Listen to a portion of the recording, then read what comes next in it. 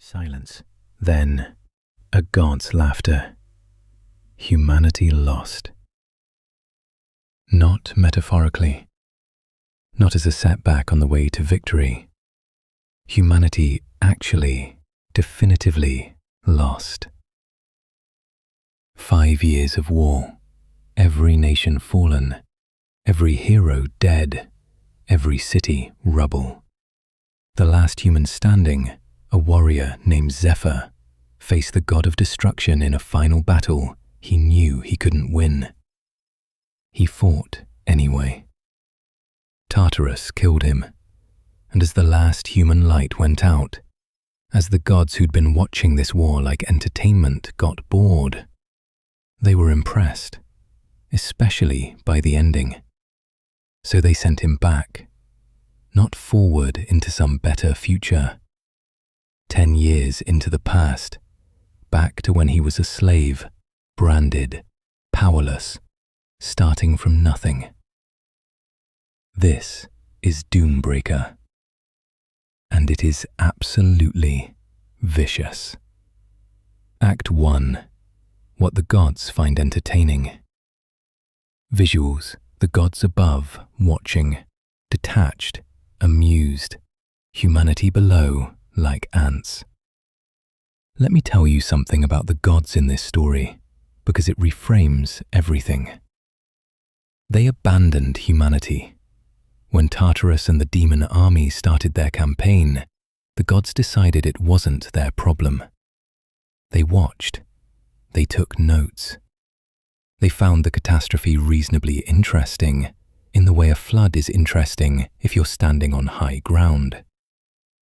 It was the way Zephyr fought that caught their attention. Alone, with nothing, for 5 years, when every rational being would have surrendered, he wasn't fighting to win. He was fighting because giving up meant the people he loved died having been failed. And the gods found that genuinely compelling. The gods who resurrect him don't do it out of mercy. They do it because they want to see what happens next. Some are betting on his success. Some want him to fail more dramatically the second time. He is, to them, the most compelling show in the universe. Zephyr knows this. He uses it. Some gods offer him boons because a more powerful Zephyr means a more interesting story.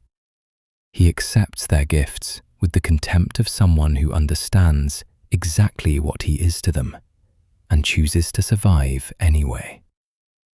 That attitude, using the system that's exploiting you as a ladder out, is what separates Zephyr from every other regression protagonist. Act 2. Slave to Unstoppable. Visuals, the temple, a brand on his wrist, the weight of servitude. Then, calculation behind his eyes. Zephyr wakes up 10 years in the past, in the body he had before 5 years of war made him the strongest human alive, branded as a temple slave. The Temple of Light, presenting itself as a holy institution, is one of the most corrupt organizations in the world, running a debt slavery operation targeting adventurers and war refugees. He has no strength, no status, just memories and a plan. The plan is layered. Zephyr knows which people become crucial allies, which disasters can be steered, which events need to happen differently. He's not trying to stop the war from ever starting. He's trying to change who wins it. He starts quietly building his power base, and, crucially, he doesn't hide what he is. He tells a handful of key people that he's a regressor, not as a confession, as a recruitment pitch, because the people worth trusting are smart enough to recognize an impossible advantage when they hear one, and brave enough to act on it. The training sequences in Doombreaker deserve their own video. Blue Deep's artwork is some of the most spectacular action art in Manhwa. Dynamic, visceral, constantly surprising in how it frames motion and impact. Watching Zephyr recover his strength as the muscle memory of his previous life gradually aligns with his current body is one of the most satisfying progressions in the genre. And underneath all of it, a second set of stakes. The woman he loves, who died in the original timeline.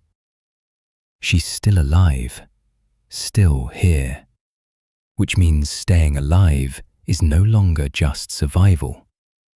It's a promise. Act 3. The god he's going to kill. 7 to 10. Visuals. Tartarus in the distance. God scale. Indifferent to human existence. Tartarus isn't just a villain. He's a principle. He represents the thing that happens when destruction becomes an end in itself.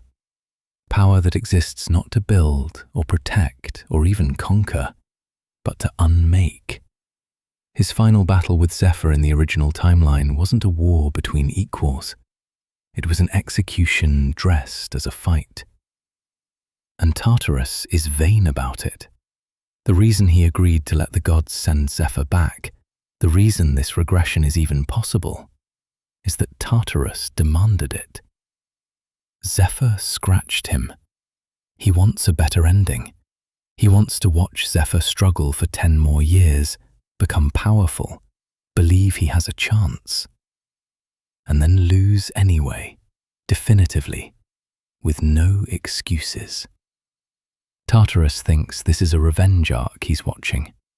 He hasn't considered that Zephyr spent 5 years learning exactly how Tartarus fights, thinks, and fails to adapt. The god of destruction has never met a human who could plan against him across a decade. He has never had to adapt. And Zephyr, who had nothing but time and motivation for 5 years of losing, has spent every moment thinking about what he would do differently if he could go back. He can go back. What happens next is 10 years of the most deliberate, methodical, emotionally charged revenge arc in Manhwa. The gods are watching. Tartarus is waiting. The woman he loves is alive. And Zephyr, the last man who fought a god and lost, is starting over, with everything he learned from losing, aimed at winning. Doombreaker is on Webtoon, updating every Saturday. The artwork alone justifies every minute you spend reading it. It is visually one of the most aggressive and stunning manhwa currently running. And the story has the kind of emotional architecture that most regression series spend 50 chapters trying to build and never quite get to.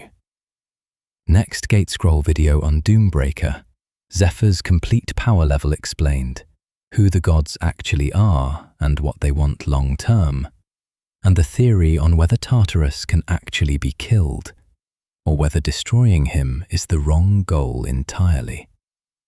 Subscribe. New recap every day. Comment below. Did the gods do Zephyr a favor? Or is this the cruelest thing anyone has ever done to a person? Let's argue about it. I'll see you in the next game.